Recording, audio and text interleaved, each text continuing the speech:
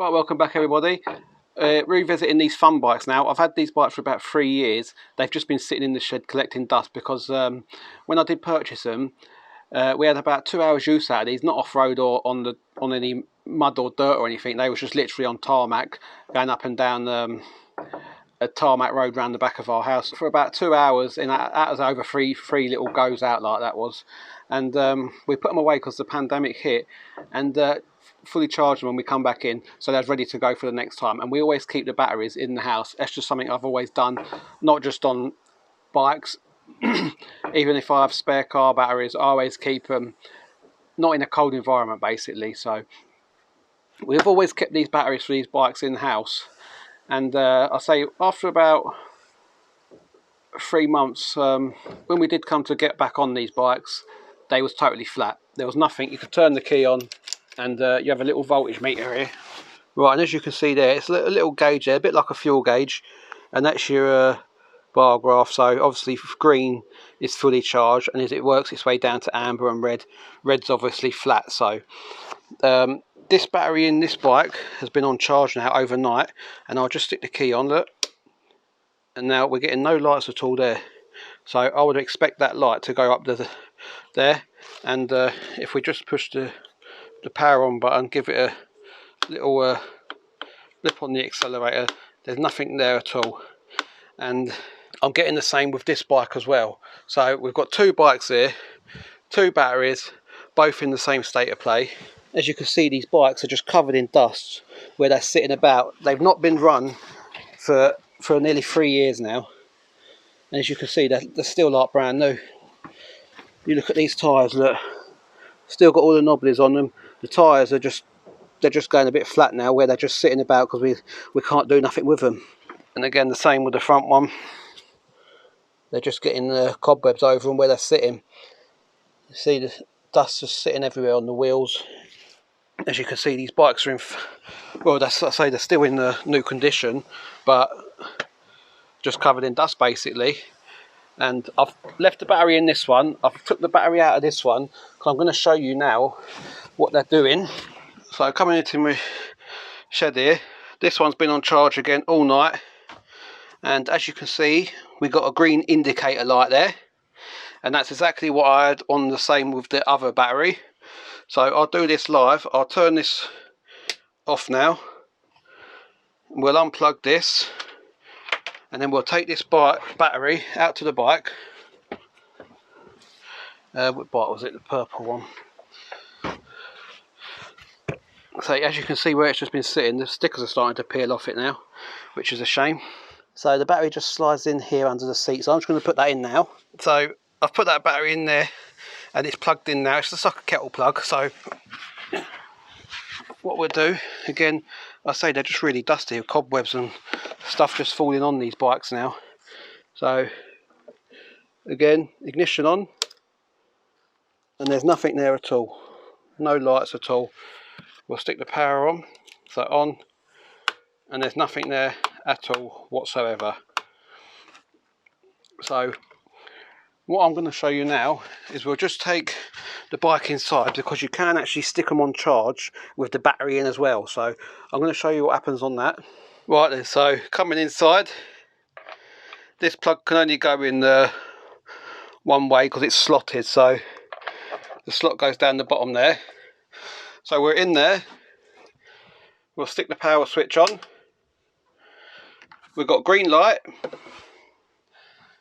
and let me just show you up here. So as you can see, looks like it's doing something there, and I've tried charging the bike like this. I've had one bike on charge with the battery in, and I've had one bike with the battery out on charge. And you stick the ignition on, that's with the ignition off, sorry, nothing. You stick the ignition on and you do get full power. That's what a full battery should look like. And if you click the turn on button, so ins to power it, you pull the throttle back and it's just nothing there. So what that's telling me is obviously the battery's knackered, because we're getting power there now from the mains power. So if I left that on now, obviously I'll turn the key off, and I've tried charging it like that, and I've tried charging it with the key on, and it's just no way around it basically. Either charging it this way or taking the battery out to charge it, it does not matter. At the end of the day, both batteries are knackered. And the frustrating thing is, hey look, just look at the tyre, look, brand spanking new. Look, chain, nothing on it, that's just a battery strap for the holding the battery in.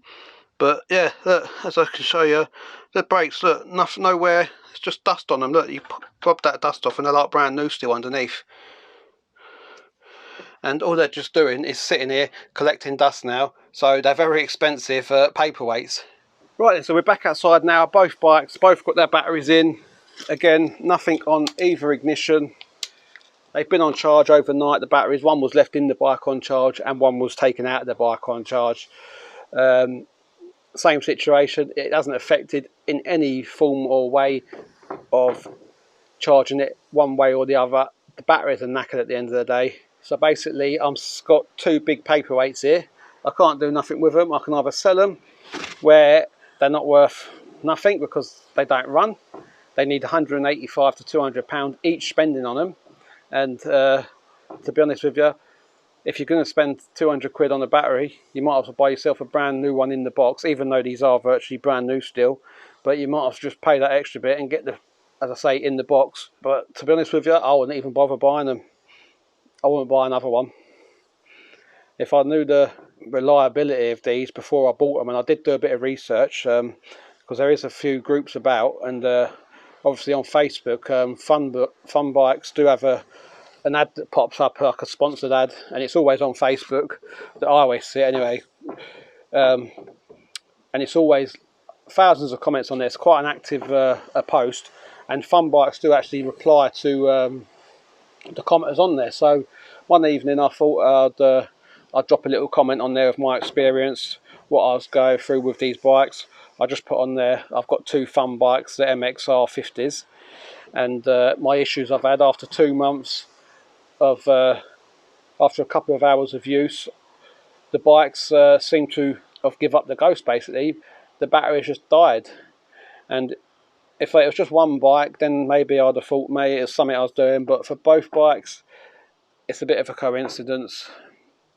So I knew something weren't right, so I just put a little post up there just to saying I've got two MXR50s battery electric bikes. They've had 2 hours use each, around 2 hours use each, and once I come to get them out again for the kids, there was nothing, no ignition lights, anything on the bikes. Put them back on charge, left them overnight again, left them for a few hours again. The light was green on both chargers, so I presumed that they was charged because that's what it's always been like. Put them in the bike, no lights at all, not even a red one, just to say the battery was flat. And I just said to the people on there about my experience with funbikes. I got in contact with them. I was a couple of days out of date for my warranty. They didn't want to help me. All they wanted to do was sell me two new bikes. Over a couple of days, I had maybe 15 to 20 comments, all from different people, saying that they were in the same boat. They bought one of these bikes, and after so long, they've all had the same issues, battery problems. Funbikes don't want to know; they just want to sell them a new battery. So we started talking on these comments, me and these other people that are in the same situation, and then after a few days, my comment actually, my thread, should I say, actually disappeared, and all the comments that was on there, with all of our issues that we've experienced, they was all gone. But there were still thousands of other comments of people saying how fantastic these bikes are and how good they are.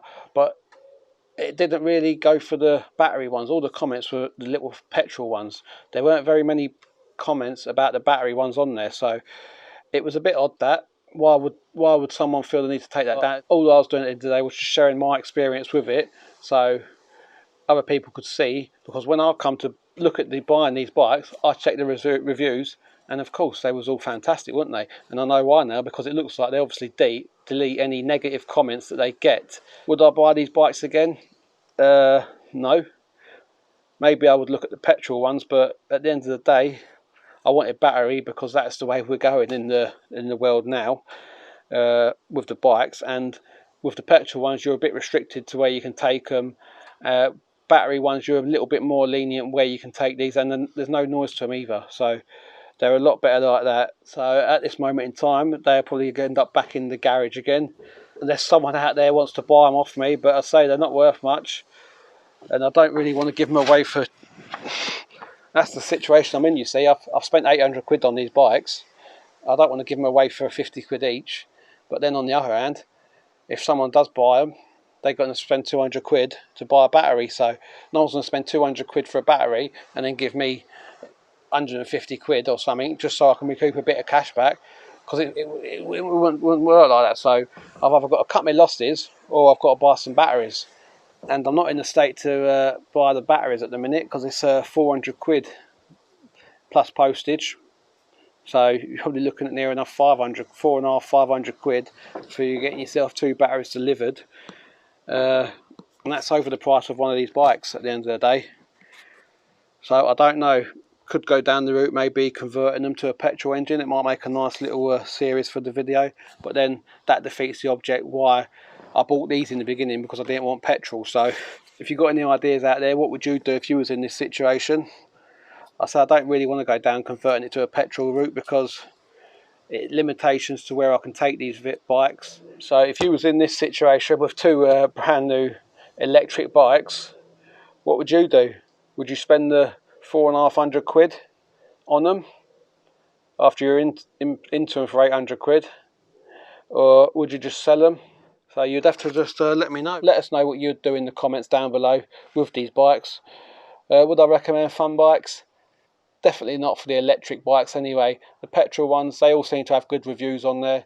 Battery ones, there's not very many reviews on them at all, so I'd steer clear of them for the time being. If you're going to go electric, get a decent branded one, I'd say. Although the build quality seems to be alright with these bikes, no problems at all with them, but the battery issue side, the electric side, it's not ready yet. It's a bit it's crap basically. So do yourself a favour, get a decent electric one if you're going to go down this route. And I would say check the reviews, but obviously reviews don't always count because they get deleted, the negative ones. So I'm going to leave it here. Let us know what you think, and until next time, we'll see you about.